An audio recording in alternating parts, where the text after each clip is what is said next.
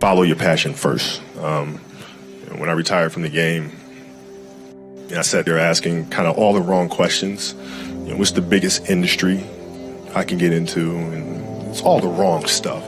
And you got to sit there and ask yourself, okay, what am I truly passionate about? What do I enjoy doing? And when you feel that way, honestly, you feel like you have never worked a day in your life. It's the most fun thing in the world. You get up in the morning excited about what you're doing. And you got to be really honest with yourself about it. If you wake up in the morning and you're dreading going to work, dude, do something else. Right. Do something else. And those are hard decisions to make. But when you make those decisions, it's a very liberating experience. And you find out that the rewards will come. I think the best way to prove your value is to work, is to learn, is to absorb, to be a sponge. But you always want to outwork your potential. As hard as you believe you can work harder than that. And that's what I tried to do when I first came in the league. But basketball is such a direct competition sport that me coming in at 17, I hated when my teammates would say, I get hit with an elbow, right? Shaq would hit me with an elbow in practice. And Nick Van Exel would come up and say, are you okay? I'm like, what? Mao, are you okay? What the hell's wrong with you? So I always had that extra chip on my shoulder. So every day in practice for me was really trying to annihilate everybody that I was playing against. Because I wanted to prove you don't need to babysit me. I'm fine, And so it's always that competitive nature, the work ethic, and curiosity. Because I asked a lot of questions. When playing with Bryant Scott, I asked him a lot of questions. Eddie Jones, who was great at chasing guards off the screens, and I didn't understand how to do that. I would sit with him before practice, after practice.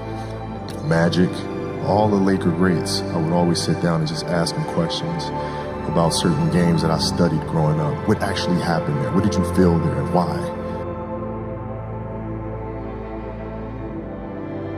We were playing against the Lakers, Tom, and we were out here in LA. So the game was at 7. I was like, you know what? I'm gonna come to the Staples Center because we're playing. This is when the Lakers had Kobe and Shaq. Okay, this is like the championship Lakers.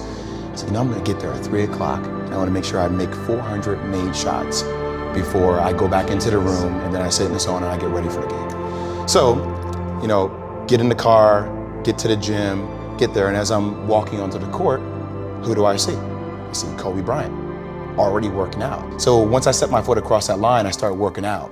And so I worked out for a good hour and a half. And when I came off, after I was done, I sat down, and of course I still heard the ball bouncing.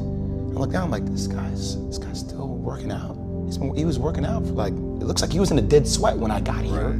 And he's still going. And it's not like his moves are nonchalant or lazy. He's doing game moves, I sit there and I unlace my shoes. I'm like, I want to see how long this goes. So I sit out there and watch 25 minutes. And he got done. I said, okay, I think I've seen enough. Go play, come back, get in the sauna, get ready for the game. That game, he drops 40 on us, okay? And after the game is over, I'm like, I have to ask this guy. I have to understand, why he works like that. Right. So after the game is over, I'm like, hey, Kobe, why were you in the gym for so long? He's like, because I saw you come in. And I wanted you to know that it doesn't matter how hard you work, that I'm willing to work harder than you. If your job is to try to be the best basketball player you can be, right? To do that, you have to practice, you have to train, right? You want to train as much as you can, as often as you can. So if you get up at 10 in the morning, train at 11, right? 12, say 12, train at 12, train for 2 hours, 12 to 2. You have to let your body recover. So you eat, recover, whatever. You get back out, you train, start training again at 6. Train from 6 to 8, right? And now you go home, you shower, you eat dinner, you go to bed, you wake up, you do it again, right? Those are 2 sessions. Right? Now imagine you wake up at 3, you train at 4, you go 4 to 6, come home, breakfast, relax, blah, blah, blah. Now you're back at it again, 9 to 11, right? You relax, and now all of a sudden you're back at it again, 2 to 4, and now you're back at it again, 7 to 9. Look how much more training I have done by simply starting at 4, right? And so now you do that, and as the years go on, the separation that you have with your competitors and your peers just grows larger and larger and larger and larger and larger. And by year 5 or 6, doesn't matter what kind of work they do in the summer, they're never going to catch up because you're 5 years behind. Right? So it makes sense to get up and start your day early because you can get more work in.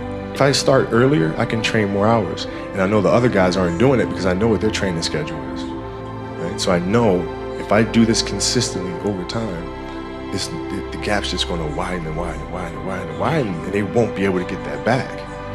So to me, it was just common sense. I'm like thinking, how can I get an advantage? Oh, start earlier. Yeah, let's do that.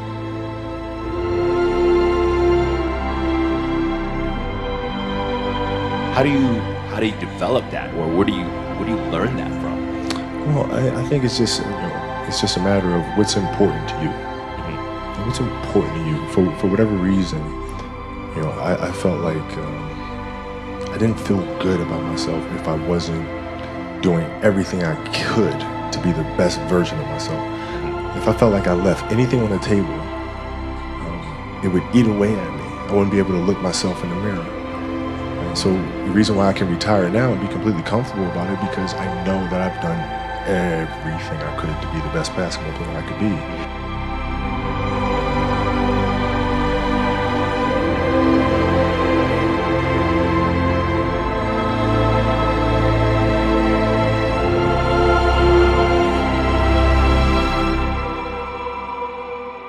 Absolutely beautiful, you guys. I can't believe it's come to an end.